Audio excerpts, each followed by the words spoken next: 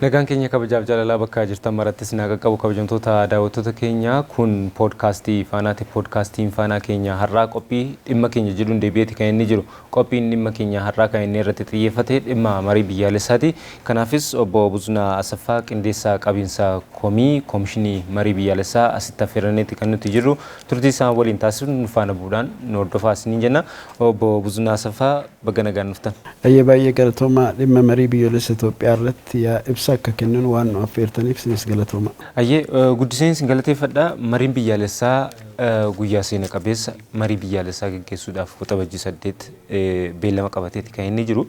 Mee adeemsota marii biyyaalessaatiif keessa dabarsinee dhufne utuu yaadachiisneeti dudduubatti deebinee mariin biyyaalessaa ijaarsa biyya cimtuu tokko ijaaruudhaaf murteessaadha jedhamee erga murteeffameetti seenameeti gara waggoota 4 ta'eeti kan inni jiru. Adeemsa inni keessa dabarsee dhufe sana utuu waa muraasa yaadachiisnee daawwattoota keenya. Baay'ee gaariidha.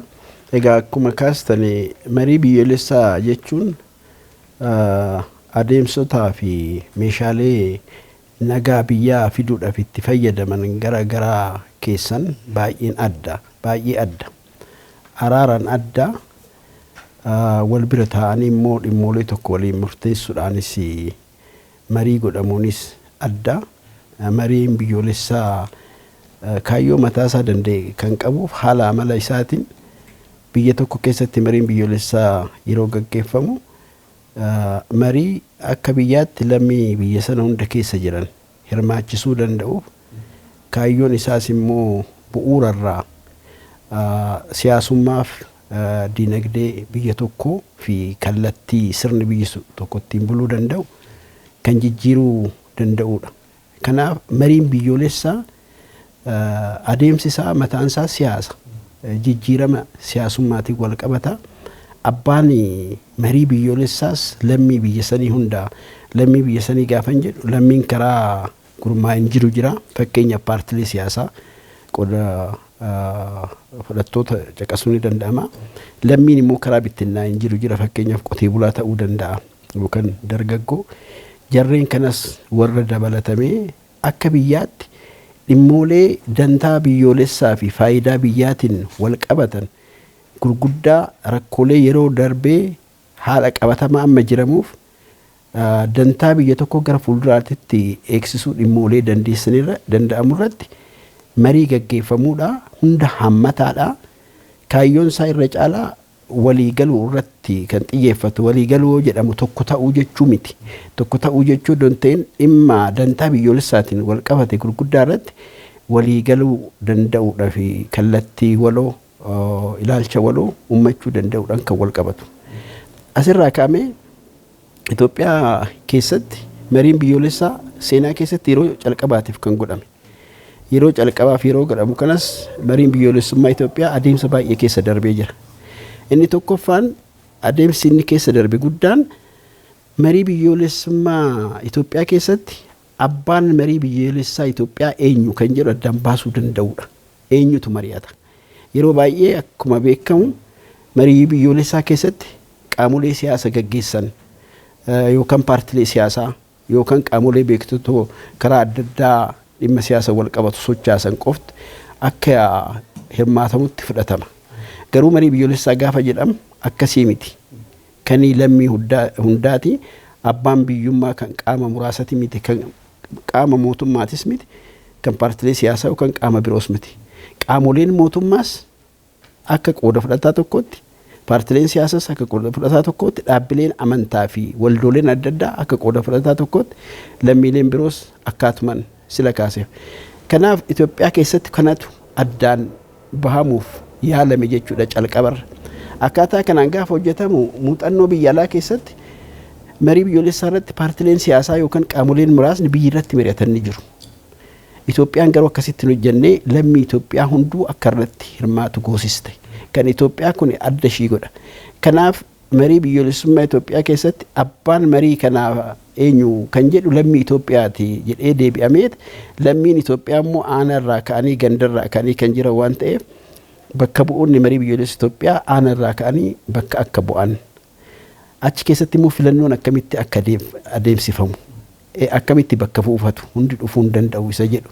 Akkasumas sadarkaa naannootti qooda fudhattoonni sadarkaa federaalaatti qooda fudhattoonni akka itti hirmaachuu danda'an hojimaata barbaachisaa baasuudhaan akkaataa kanaan mariin biyyaalessummaa Itoophiyaa kan hojjechaa ture. Kana gaafa hojjetamu bu'uura kanarratti hundaa'uudhaan hirmaattonni marii biyyoolessa Itoophiyaa akka bakka bu'an taasifamee jira. Hawaasni filatee bakka buufate hawaasni aanaa qaamoleen seera qabeessoleen adda addaa immoo kan akka paartii siyaasaa amantaa yookaan waldolee adda addaa immoo ofii isaaniitiif bakka buufatanii lammiin Itoophiyaa ardii biyya alaarra jirus akkasuma bakka buufatanii jiru. Kanaaf hirmaattonni Itoophiyaa tokko bakka bu'anii jiru. Lammaffaa ajandaan akka biyyaatitti ajandaa bu'uuraa fi irratti mari'atamuun barbaachisaa kan ta'e seenaa darbe keessatti siyaasummaa Itoophiyaa kan miidhaa ture. Har'as gaaffii kan ta'eef buruuf kan sirraa'u qabu akka biyyaatti ajandaan uummata Itoophiyaatirraa funaanamee jira. Hawaasa aanaatirraa calqabe. Karaa qorannootiinis ajandaan adda addaa dhufanii jiru. Ajandaan akkaataa kanaan funaaname kana ajandaa bu'uuressaaf dantaa biyyoolessummaa kan of keessaa qabu ta'uusaa addaan baasuudhaan ajandoolee biyyaalessaa bocuudhaaf aangoon kan kennameef Komishinii Marii Biyyoolessa Itoophiyaati. Komishiniin Marii Biyyoolessa Itoophiyaa ajandoolee akkaataa kanaan funaane kana gadi taa'ee kamtu dantaa biyyaalessummaatiin wal qabata kan jedhu addaan baasee bocee akkuma beektan isa boce sanis immoo amma marii yeroo dhiyoo eegaluuf gumii yeroo dhiyoo eegaluuf ummataaf ifa godhee jira. Kanaaf bakka hirmaattonni addaan banii jiru. Ajandaan kennamee ajandaan sunis komishiniin bocee qophaa'aa jira. Karaa biraa immoo ajandoolee kana gaafa mari'atamu bakka bu'oonni akkaataa kanaan filataman kun gara 4,000 ol deemu. Formaatiin isaan ittiin mari'atan qophaa'ee jira. Akkamitti ta'anii mari'atamu kan jedhu. Bakka 50tti nama 50 marii nama 50 qabu of keessaa kan qabu jira. Marii achi keessa marii nama 10 ni jira. Namni hundumaachuudhaaf carraa akka argatu. Marii nama 250 of keessaa qabus gareen ni jira. Gareen immoo nama 500 of keessaa qabus dhumarratti ol deemee immoo gareen nama 4,000 of keessaa qabu ni jira. Hunduu daka namni tokkoyyuu odoo nafiin ajandoolee bocaman kanarratti yaada isaa kennee walii galtee irra ga'uu danda'an dakaa ol guduuf fedhufa. Kana gaafa godhamu garuu fakkeenyaaf nama 10 yoo qoodaman 50 yoo qoodaman garee 80 barbaachisaa. Qaamni garee kana hoogganu haala mijeessitoota yookaan afaan Ingiliffaatiin faasiliteetarii warra jedhamu Komishiniin Marii Biyyoolessa Itoophiyaa qopheessee leenjisee dhimma kana faasiliteetii akka godhan yookaan haala akka mijeessaniif yeroo ammaa kana gumii kana eegaa kan jiran jechuudha. Egaa waliigala hanga ammaatti sadarkaa kanarra jira mariin hanga ammaatti godhamaa jira. Irra caalaa keessumattuu marii gaggeeffamuuf jiru kanarratti ogeeyyiin xiinxala ogummaadhaa kennan akka jiran qubannan qaba. Haala akkamiitiinidha kan isaan xiinxala ogummaa kennan? Mari'attoonni wayita isaan yaada isaanii kaasan xiinxala kennaa adeemu moo erga isaan mari'atanii yaada isaanii walitti qabame booddedha kan hayyoonni kun ogeeyyiin kun walitti qabanii xiinxalanii gara ajandaa gara tokkootti fiduuttidha kan isaan deeman laata? Gaaffii kana kaasuu keetiif baay'ee galatoomne. Ajandaa dantaa biyyoolessummaa Itoophiyaa qaba jedhee ajandaa 8 fi qabxiilee achi jala jiran komishiniin baase kanarratti xiinxaluu mari'achuu xiinxaluu yaada itti kennuudhaaf guutumaa guututti abbummaaf aangoo kan qabu hirmaattota bakka bu'oota Itoophiyaati. Beektotaa miti. Gaaffiin kun gaaffii sirriidha baga kaasite. Haa ta'u malee adeemsa keessa ajandaaleen marii tokko tokko kan beekumsa addaa gaafatan kan ogummaa addaa gaafatan ogummaa addaa qofa gaafachuu doon ta'in ogummoolee garaagaraa kan gaafatan jiraachuu ni danda'a. Ogummaa siyaasaa kan gaafatan, ogummaa seeraa kan gaafatan, ogummaa diinagdee kan gaafatan, ogummaa aadaaf kan kana fakkaatu, ogummaa disipiliinii adda addaa of keessaa qabu kan barbaachisu kan mari'attoonni dhimma akkanaatirratti beektota barbaannaa jedhanii gaaffii fidan uumamuu ni danda'a. Kanaaf dhimma kanarratti karaa ogeeyyolee xiinxalli akka nuu godhamuuf ibsa akka nuu kennamu barbaanna jedhamee karaa hirmaattotaatiin gaaffiin yoo dhufe nutti ulfaatee jira. Beekumsa addaa barbaada wanti kun gaaffiin jedhu gaafa uumamu ta'e dhimma kana kan hojjechuu danda'an ogeeyyolee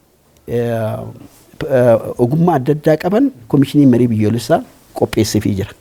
Gaafa sana seenan gaafa uummanni na barbaachisu hiikni ittaanaa kennamu yeroo tokko marii keessatti beekumsaan wal qabatee irratti walii galamuu dadhabamuu danda'a. Hiikni itti nuuf haa kennamu gaafa jedhan jarreen kun beekumsa isaanii akka kennan godhu tajaajiltoota mari'attoota kanaatti ta'u ogeeyyoleen kun jechuudha. Kuni tokko yeroo karaa hirmaattotaa fi mari'attootaa gaafataman. Lammaffaan immoo dhimmooleen tokko irratti walii galuu dadhabamuun uumamuu ni danda'ama. Dhimmoolee komiin irratti ka'u komiidhaan hiikamuun inni yaalama. Adeemsa ta'uu danda'a inni piroosiijara ta'uu danda'a. Garuu dhimma ciccimoo sabistaantii fi dhimmoolee ta'an irratti waliigalteen irra ga'uun dadhabamuu ni danda'ama. Ijjannoon irratti qabatamee gareen tokko kan biraa tokkos kan biraa jedhamee Ingiliffaan deedlookii jedhama. Yeroon itti dubbii wal xaxuu danda'u jiraachuu ni danda'a. Dubbii wal xaxuu keessaa tokko kan rakkoo fidu hubannoo ajandaa sanaan wal qabatuu fi kallattii dhimmi yoo ittiin hiikame bu'aa inni fiduu danda'u waan gaarii inni fiduu danda'u yookaan balaa inni fiduu danda'u wal qabatee ta'uu waan danda'amuuf yeroo dhimmooleen deedlookii keessa wal galchuu danda'an uumamee dhimma sana sirriitti addaan hiikuun barbaachise gareen ogummaa disipiliinii adda addaa of keessaa qaban kun akkaatuma barbaachisummaa ajandaa saniitiin wal qabatee dhimma sanarratti xiinxala akka godhamu ni yaalama. Xiinxala godhamee xiinxala isaanii jarreen kun qaama sadaffaa ta'anii garee gara kanaatittis odoo hin gorin yaada garee gara kanaas odoo hin deeggarin beekumsa qofarratti hundaa'anii dhimma irratti waliigalteen ta'e sababni isaa maal akka ta'e addaan baasanii yaada rekomendeeshinii odoo akkaataan kun ta'e gaarii ta'uu ni danda'a yoo isaan kan fudhatan jedhanii warra koomishinii kanaaf yaada xiinxalaa kennaniif akkasumas immoo garee deedlookii keessa seenanii walii galuu danda'aniif warra ibsuu danda'anidha. Kanaaf beektoonni ogummaa garaagaraa qaban koomishiniin qopheesse kuni warra mari'atan kana beekumsaan tajaajiluudhaaf warra dhufani malee warra ajandaa kanarratti mari'atanii miti. Qaama sadaffaa yeroo barbaadaman barbaachisan yookaan yoo mari'attoonni isaan barbaade yookaan yoo dhimmi deedlookii keessa galee koomishiniin dubbicha irratti hiika addaa gaafa barbaadu kan itti fayyadamu jechuudha malee kan mari'atu bakka bu'oota Itoophiyaati. Uummataan kanneen bakka bu'ani malee isaan kun walabummaadhaan tajaajilu jechuudha. Walabummaadhaan tajaajila ogummaa qofa kennu bakka barbaachisutti. Fakkeenya kaase seera mootummaatiin dhimmi wal qabatu uumamuu danda'a. Muuxannoo biyya adda addaa warri maratan kun barbaaduu ni danda'u. Haala qabatamaa Itoophiyaa keessa jiruun muuxannoon biyya adda addaa kun maal jechuudha? Maal keessaa fudhanna? Heerri mootummaa Itoophiyaa keessa jiru hanqinaaf cimina maalii qaba dhimma jedhu irratti mari'attoon beekumsa barbaanna xiinxala beektotaaf barbaanna jechuu ni danda'u. Kanaaf beektonni heera mootummaa biyya kana keessa jiran bilisa ta'anii haala qabatamaa biyya kanaa muuxannoo biyya alaa jirus walitti fiduudhaan beekumsa isaanii hirmaattota kanaa ni qoodu jechuudha. Garuu achirratti hundaa'anii murtee barbaachisu kennuun kallattii barbaade irratti waliigaluu yookaan waliigalus dhiisuu yookaan kallattii biraa kaa'uun kan mari'attootaa qofa ta'a. Kanaaf tajaajiltoota walabummaadhaan mari'attoota fi yookaan koomishinii tajaajiluu danda'anidha jarri kun. Hayyee guddiseen sin galateeffadha obbo Buzunaa. Koomishiniin marii biyyaalessaa abbummaadhaan kan inni fudhatee hojjetaa jiru dhimma marii biyyaalessaa araara waliigalaa biyyattii keessatti fiduudha. Irra caalaa ajandaa kana kan kanaan dura yaalamee ture amma akka milkaa'uu fi gama hundaan hojjetaati kan inni jiru. Haala kanaan qophaa'aa dhufuun isaa haala kanaan qindeessee mariin biyyaalessaa akka gaggeeffamuuf murteessuun isaa tarii namoota tokko biratti shakkii uumaati kan inni jiru. Deebi'ees immoo ajandaalee koomishinichaaf dhiyaatanii koomishinichi immoo akka irratti mari'atuuf murteesse qabxiilee 8 tarreeffaman sana keessatti al tokko shakkii uumanii keessaa luqqisanii yeroo itti yaada garaagaraa calaqqisiisantu jira. Kun amanamummaa koomishinichaa yookaas amanamummaa marii jalqabamee kana gadi hin hir'isuu laata? Sun akka hin taaneef koomishinichi hammamitti qophaa'eera? ajandaaleen koomishinii marii biyyaalessa Itoophiyaatiin bocamanii uummataaf ifa godhaman tokkoon isaaniiyyuu fedhii koomishiinaroota yookaan ogeessota koomishinii sana keessa jiran yookaan immoo qaama biraatiin kan qophaa'e miti. Ajandoolee lammiileen Itoophiyaa irratti mari'achuu nu barbaachisa jedhanii kallattii adda addaatiif karaa adda addaan kennuu kennanidha. Koomishiniin marii biyyaalessa Itoophiyaa ajandoolee kana walitti fide. Fakkeenyaaf ajandoolee kan keessaa akkuma yaadatamu dhimmi magaalota federaalaan bulanii caqasamee jira. Waa'een ijaarsa biyya kanaas caqasamee jira. Ajandoolee dhimma magaalota federaalaan bulanii akka biyyaatti sadarkaa aanarraa akka gaaffiitti ka'aa ture. Irratti mari'achuu qabna. Dhimmi kana kan jedhu. Sadarkaa naannootti qooda fudhattoonni kaasaa turan. Sadarkaa federaalattis ka'aa ture. Kanaaf ajandaan kun kan uummataa yookaan immoo kan bakka bu'oonni uummataa akka ajandaa bu'uuraa kan nu rakkisaa ture. Yoo hiika ittiin kennin burus kan nu rakkisuu danda'udha. Irratti maranneef falatti kaa'uu dandeenya jedhanii kan kennanidha. Ajandaan 8 kan isaan jala jiranis. Koomishiniin kun walitti fidee akka mariidhaaf tolutti sirreesse malee ofiisaarraa yookaan qaama tokkorraa qaamni wayii ajajee ajandaa kana kan bocee miti. Asirraa ka'amee mareettoonni gaafa dhufan ajandaan kun kan isaanii ta'uu hundi isaanii iyyuu beeku. Qaama qooda fudhattoota isaa ta'uu hawaasa bakka bu'an irraa ajandaa kanarraa mormii kan qabu hin jiru. Namoonni garuu namoonni dhuunfaadhaan yookaan gareedhaan ajandaa kana karaa biraatti kanii karaa biraatiin walitti fiduudhaan yookaan qaama akkanaatiif fedhii isaa ittiin guutuudhaa kenne jedhanii yaada kaasan akka jiru anis dhageenya jira. Dhugaa biyya kana keessatti gaggeeffamaa jiru wal qabatee ibsi kun sirrii miti. Kana jechuun qaama tokko deeggaruu tokko mormuudhaan waliin qabatu dhugaa jiru lafa godhuuf ajandaa uummatni Itoophiyaa kennedha. Ajandaa kana qeequu kan danda'u abbicha ajandaa qofa. Warra ajandaa odoon kennin ajandaa kana qeeqantu jira. Qaama biraatitti fudhatanii garuu ajandaan kun kan bakka bu'oota uummataaf uummanni Itoophiyaa kennedha.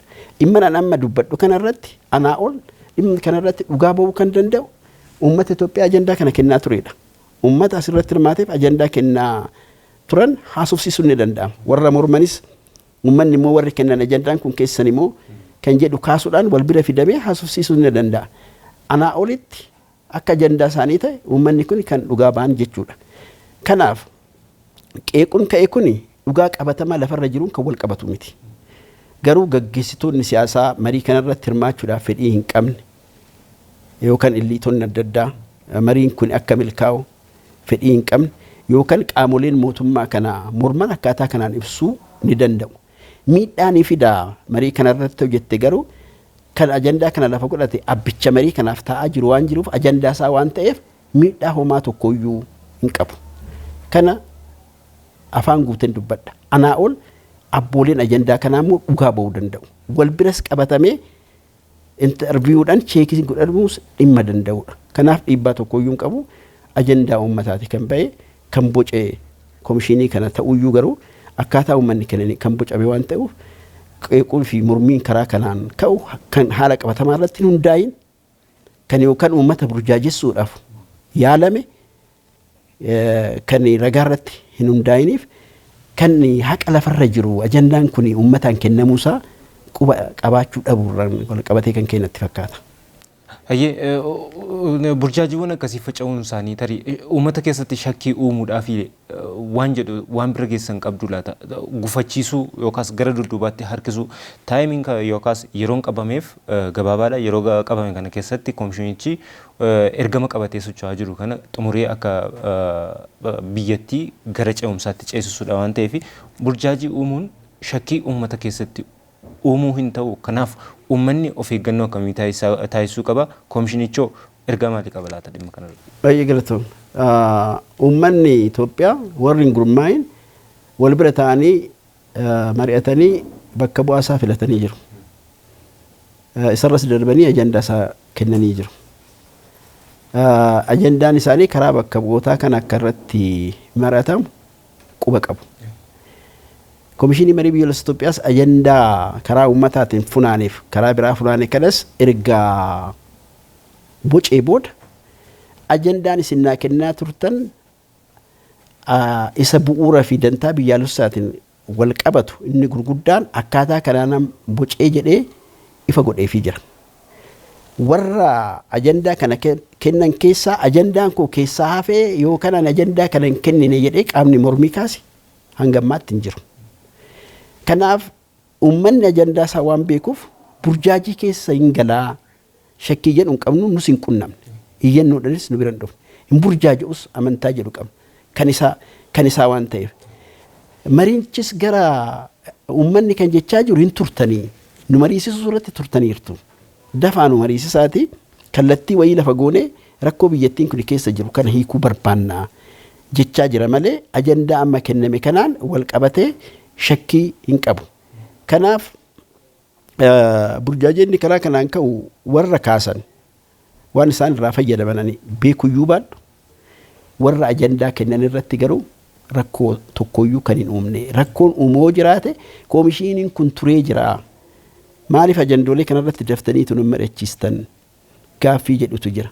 Kanaaf burjaajessa dhimmi fiduu miti kana guutumaa guutuuttan dubbadhaa kan isaanii ta'uu uummanni waan hubateef fudhatanii bakka boonni isaanis akka irratti mari'atan yeroo ammaa kana Finfinnee seenaa jiru ka'aa jiru biyya isaaniitii dhufaa jiru qaamni tokkoyyuu kana hin kaasne burjaajessuun kun burus dhufuu danda'a. Gaaffii gaarii kaaste dhimmi barbaadamu biyya ceesisuudha bara kana. Warri Itoophiyaan bakka buufatan kuni dhugaarratti hundaanii mari'achuudhaaf dirqama qabu. Amaananis isaan irra jira. Dhugaarratti hundaanii waan hunda isaatu hiikanii mari'achuudhaaf. Dhugaarrais ka'anii haqni akka bahu godhu. Haqa bahu san irrattis hundaa'ee biyya kana keessatti araarri barbaachisu karaa hundaan akka dhufu dandeessisu. Dhugaan yoo bahe haqni gaafa karaa dhugaatiin haqni gaafa mul'ateef namni haqa gaafa argate araarri baay'ee salphaa ta'a. Araarri gaafa dhufe immoo nageenya walitti fufiinsa qabutu dhufa. Kanaaf warri dhufaa jiran kun bilisa ta'anii dhimmoolee ka'an kan yaada burjaajessaa kanas dabalate ajandaaleen kun ka'imsa malee ishuma kana keessatti daangeffamanii mari'atan jechuu miti. Akka barbaadanitti haasa'u. Akkaataa kanaan mari'achuuf abdii guddaatu isaan irraa eegama. Uummanni Itoophiyaa uummanni bakka isaan buufate immoo bakka bu'oonni isaanii bilisummaa kanaan hojjechaa waan jiraniif mariinis itti seenamaa waan jiruuf bu'aan isaas waan hin beekamneef karaa bakka bu'oota isaanii rakkoon akkanaa jira jedhamee wanti isaanii kennamoo jiraate burjaaja'uu danda'u malee qaamni marii kana keessatti gahee hin qabne yookaan mariin kun akka hin godhamneeyyuu kan socho'aa ture ajandaan kun ajandaa akkanaati jedhee burjaajessuu hoo yaale fudhachuu hin qabu hin fudhatas jedhee toon amanu kanas godhuu hin qabu jedhee too fudhadha. Kanaaf uummanni Itoophiyaa bakka bu'oota isaa ergaa jira. Ajandaanis lafa kaamee jira. Marii bakka bu'oonni isaa kun mari'atee bu'aa marii kanarraa bakka bu'oonni isaa fidu tasgabbaa'ee eegutu irraa eegama. Isaanis kanuma godhaa jiru amantaa jedhuun qaba. Keessumattuu cabiinsa siyaasaa akkasumas seenessii qeenxeedhaan biyyattiin yeroo garaatti daddaaqamaatti kan isheen turte hin kuftiin kaati. Amma garuu murtoon kuni gara ce'umsa caalutti biyya ijaaruutti ni geessa waan jedhameefi tarkaanfii mootummaan fudhataa jiru kun cabiinsa siyaasaa kaleessaa wal'aanuudhaaf hagam gumaacha qaba. Bakka bu'oonni ajandaa kanarratti mari'achuudhaaf dhufanis ilaalcha sana qabatanii akka isaan socho'an akka isaan marii bilchaataa geggeessaniif gumaachas ni qabaata jedhee yaada waan ta'eef cabiinsa siyaasaa wal'aanuu seenessii qeenxee keessaa bahee gara seenessii walootti akka dhufuu fi gumaacha akkamii qabaata kan jedhu tunaa kaastan. Baay'ee gumaacha guddaa qaba. Baay'ee. Sababni isaa seenaa Itoophiyaa keessatti rakkoo wal dhabdeedhaan wal qabate tokko ijaarsa biyya kana keessatti inni tokko abbaa of godhee inni tokko immoo gara alaatti dhiibbamuudhaan wal qabata. Carraan amma uumame kun rakkoo sakalees ta'ee gaaffii har'aa rakkoo sakalee hiikuufis ta'ee gaaffii har'aa deebisuudhaaf akkasumas immoo dhimma waloo boruuf ta'u tolchuudhaaf carraa guddaa Itoophiyaan seenaa keessatti argatte. Humni dhimma kanarratti mari'atu humna qaama kamiinuu bakka bu'uu hin dandeenye. Lammii Itoophiyaa hundatu asirratti hirmaatee mari'ata.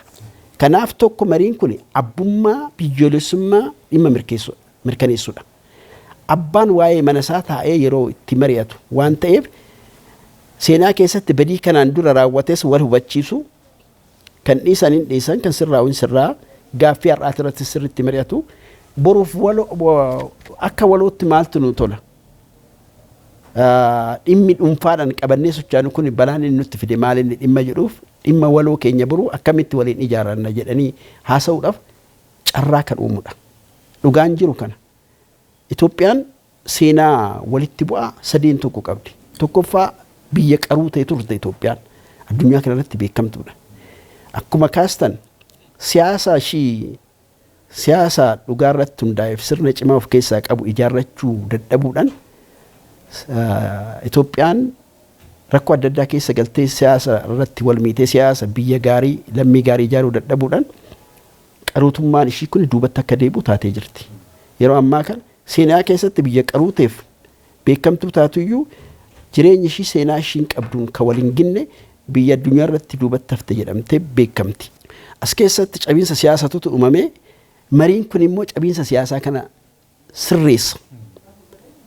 Ilaalcha dogoggoraa adeemsa dogoggoraa kanaan dura cabseet dhimma ta'uu qabu tolcha mariin kun. Kunitu waan tokkoffaadha. Lammaffaa Itoophiyaan biyya sabdaneessummaa irratti hundoofte. Sabdaneessummaan eebba humna walooti. Ilaalcha garagaraa fidaa, beekumsa garagaraa fidaa, wal dorgommii bu'aa qabu yookaan carraa bu'aa qabu fiduu danda'a. Humnaa fi carraa ture.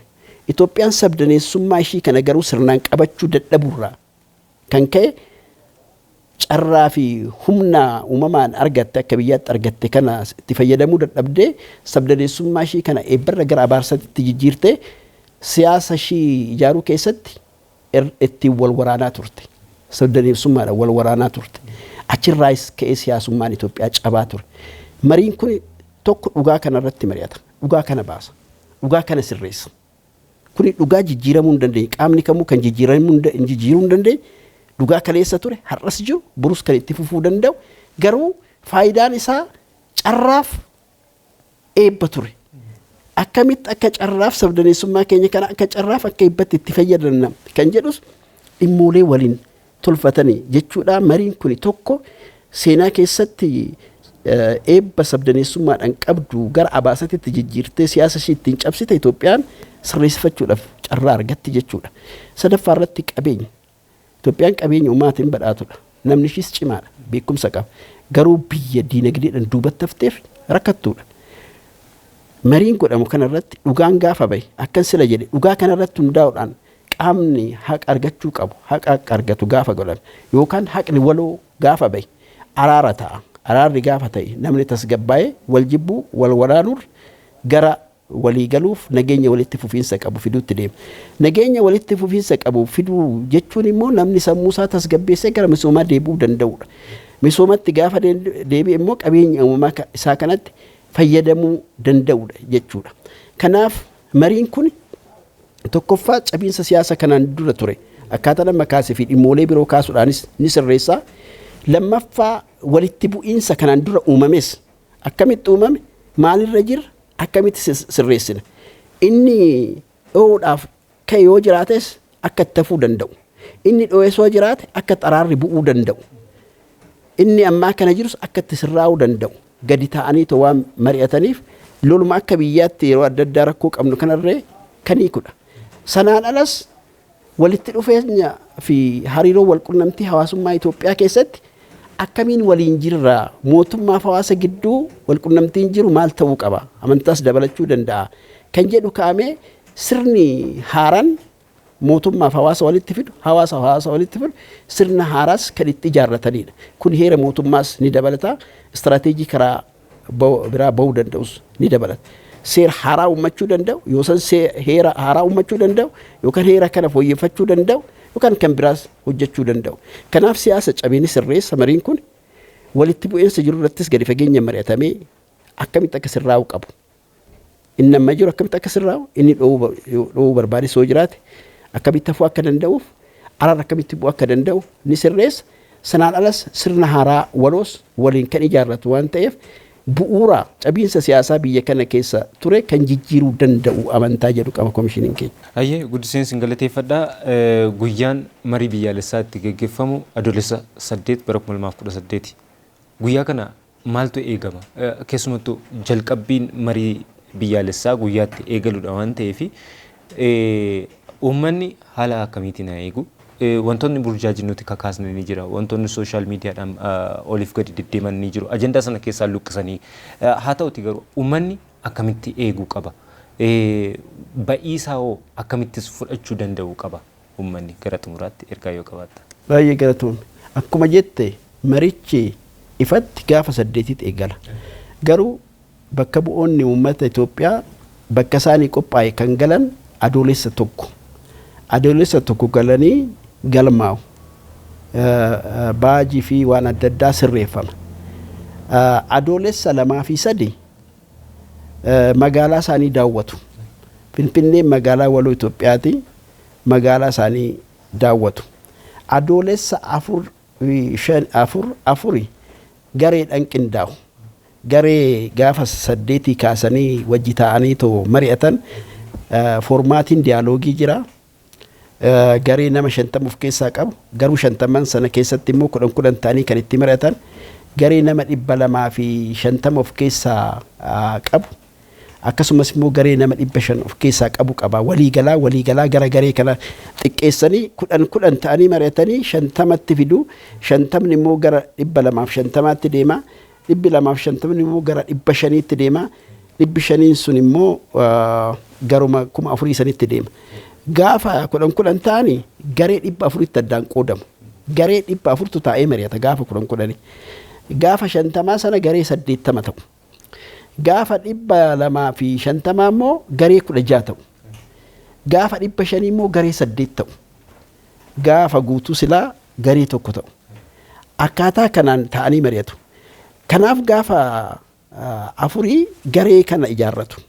Gareen kun immoo yoo ijaarramu of eeggannoo irratti hundaa'ee ta'u ijaarrama. Qaamni marii kanaa dhiyaate qaama garagaraati. Qotee bulaa keessaa, dargaggoo keessaa kan dhufan jiru.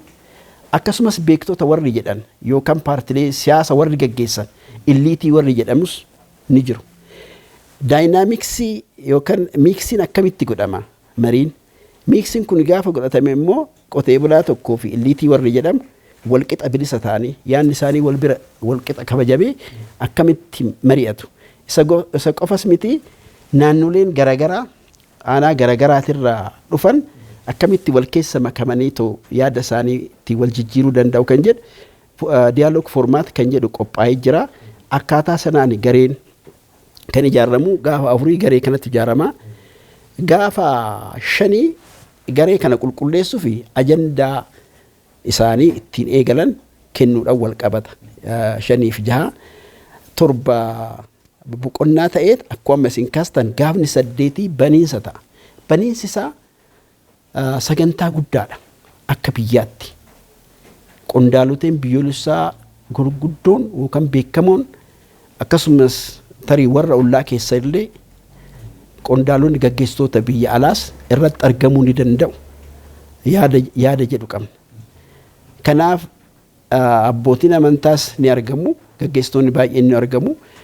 Hunduu hawwii isaanii dabarsaa sagantaa kanarratti bakka tokkotti ifumatti karaa koomishinii kanaa banamee gaafa 8 hanga sa'a 6 sagantaan kun deemuu danda'a. Baniinsi kuni sanaan booda garee akkaataa kanaanii gaafa tokkootii hanga 6tti hojjetame kanatti kutaaleen itti mari'atan qophaa'ee jira. Gara kutaa isaanii deemanii mari'atan jechuudha. Uummanni Itoophiyaa carraa kanatti fayyadamee kanan dubbadhu adeemsi jiru kana fakkaata. Sana duras qophii akkanaa godhu 8 booda eegalu. Mariin gaafa eegale sadarkaa qaba. Sadarkooleen calqabaa namoonni yaada isaanii karaa isaaniitti barbaadan kan itti ibsatanidha. Waan adda addaa waan barbaadan kaasuu danda'u. Waan barbaadan ejjennoo isaanii ibsu. Waan adda addaa kana sana jedhee dubbachuun na rakkisa garuu waan adda addaa gaafan jedhu yaada wajjin deemuu hin dandeenye kan nama naasisus kaasuu danda'u. Yeroo ilaalchi itti burqu jedhama. Yeroon kun yeroo guyyaan kennameefii jira. guyyoolee sana keessatti fixaniit immoo sadarkaa tokko ol siqu. Sadarkaan tokko ol siqamu kuni yeroo namni yaadolee kaase sanarratti hundaa'ee kan kana mijeessu jira, faasilitoorri isinitti meen jira, achirratti hundaa'ee yeroo inni biraa inni tokko ani yaada koo ejjennoo koo fi yaada koo ilaalcha koo qofa tarkaanfachiisuu odoon ta'in ilaalcha fi yaada ati itti tarkaanfachiiste sana maaliif akkasitti yaadaa, inni maal ta'eeti dhugaadhamu wanti inni jedhu kun kanan itti ilaalu, atis namni kun gareen kun dhimma kanarratti maaliif akkas ta'e, maaliif akkasitti yaaduu danda'e jedhee yeroo laaluu danda'uuf yeroo yaada isaanii ittiin wal jijjiiran perspective exchange ingiliffaan jedhamu kanaaf yeroo wal hubachuudhaaf itti yaalamuudha. Inni dura wal hubachuu maan barbaachisu akkuma barbaadan haasa'uudha, garuu yeroo wal hubachuudhaaf ati ana hubachuu ansi hubachuu biyyas hubachuu ilaalcha waloo aadaa waloo sila kaaste sana fi yaada finxaaliyyee adda addaatii fi yaada yookaan aadaa waloo yeroo itti addaan baasuudhaaf yaalamu. Inni kun baay'ee cimaadha. Haala mijeessitoonni dhimma kana beekumsa irratti hundaa'anii too qopheessan kan leenji'an yuunivarsiitii adda addaatirraa kan dhufan ni jiru. Jara kana isaantu haala mijeessaaf homaa aangoo biraan qabanii marichi garuu akkaataa kanaan akka deemu haala mijeessuudhaaf teeknikaalii beekumsa isaanii warra fayyadamanidha. Inni dhumaa yeroo yaada waloo addaan itti baafatanii abdii walii galtee isa jennu sana konsensasii isa jedhamu sanitti yeroo deemamuudha. Egaa bakki itti rakkisaa ta'u isa calqabaati irratti rakkisaadha. Isa calqabaa kan ofii dubbachuu irra darbee kan biraa hubachuutti fiduudhaaf hojjechuu barbaachisaa. Haala mijeessitoota hojjetaa baay'ee cimaadha. Wal hubachuunis dogoggora uumuu danda'a. Karaan taane inni hubatte ana kanan jenne jedhamee dubbii fiduu waan danda'uuf karan taane isas yeroo itti qabamu yeroo komiin adda addaa itti ka'u yeroo komiidhaan sirraa'umuuf yeroo immoo yeroo tokko tokkotti bakka asii wajjinuun haasa'us jedhamuu danda'amu fi dilleokii keessaa haala wajjin haasa'uu hin danda'amne itti galuu danda'uuf akka sila kaasne yeroo beekumsi itti barbaachisuu fi qaamni karaa beekumsaa dhimma kana gargaaru keessa seenuu danda'u kan dillookiin ittiin hiikamu yeroo adda addaati. Inni gara dhumaa waliigalteen sun almost kan isaanumtu hojjetanii malee kan faasiliteetoronnis hojjetanii miti. Dhimmoolee garaagarummaa itti wal qaban hiikkatanii isa adeemsa lammaffaa sanarra ce'uu danda'an taanaan kaan kan isaan hojjetamu inni calqabaa sun divergent thinking jedhama ingiliffaani. Inni sadarkaan lammaffaa grown zone jedhama. Yeroo kan waloo laalifu kan walii hubachuuf itti yaalamu. Inni dhumaa convergent zone yeroo walitti dhufamu ilaalcha waloo yeroo waliin ijaaramuudha.